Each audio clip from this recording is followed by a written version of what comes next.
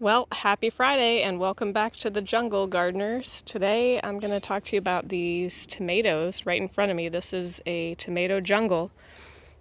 These are Everglades cherry tomatoes, and they were planted here by our dog who passed away in January.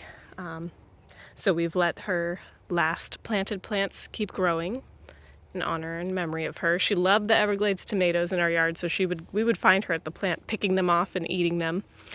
And this is where she passed some of those seeds, and they sprouted.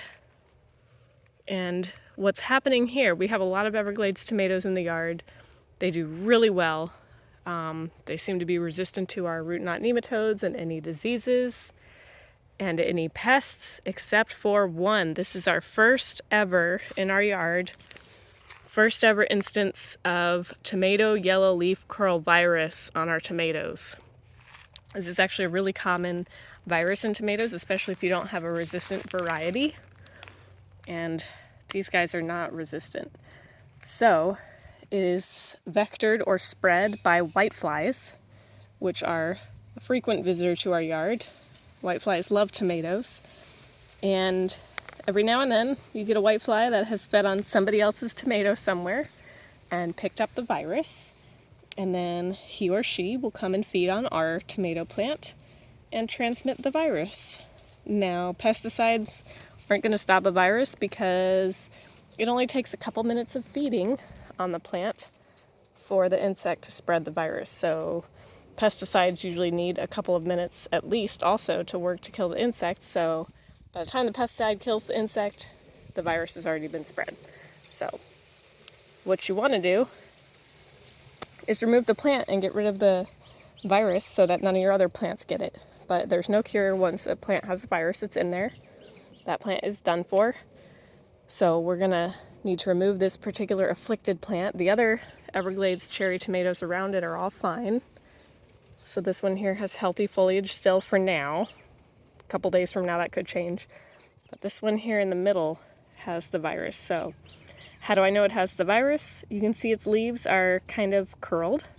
Tomato yellow leaf curl virus, and yellow as the disease name. So it's yellowing on the edges.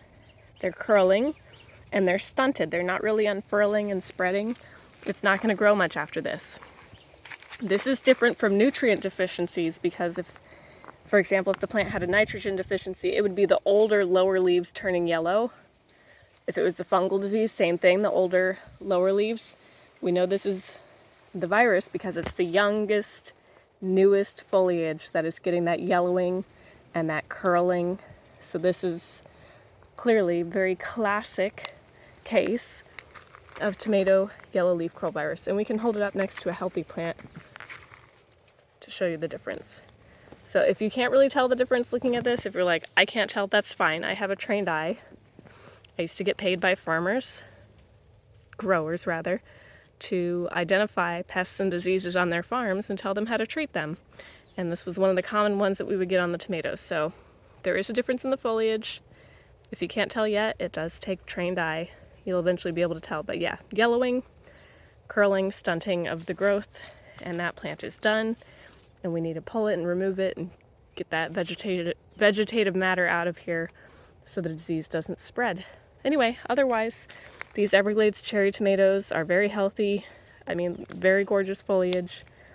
They grow great in our yard as volunteers with no water, no nutrients, just doing their own thing until they get TYLCV or tomato yellow leaf curl virus.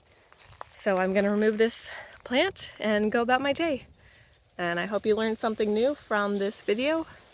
And if not, I don't care. That's up to you. Oh, final thing. This is once again me trying to show you, for those of you out there who ever feel discouraged because your plants die or get a disease, it doesn't mean you're a bad gardener. Do not think that this awful, ugly disease killing my plant means that I'm a bad gardener. It's just that stuff happens. I don't know if I'm allowed to curse on YouTube, but I would like to because I don't want to say stuff right now. But things happen, no matter how good of a gardener you are. You will get diseases. You will get pestilence. You will have bad weather.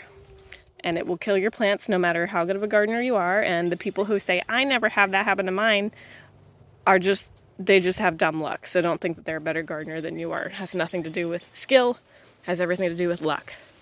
All right, thanks for watching. Bye.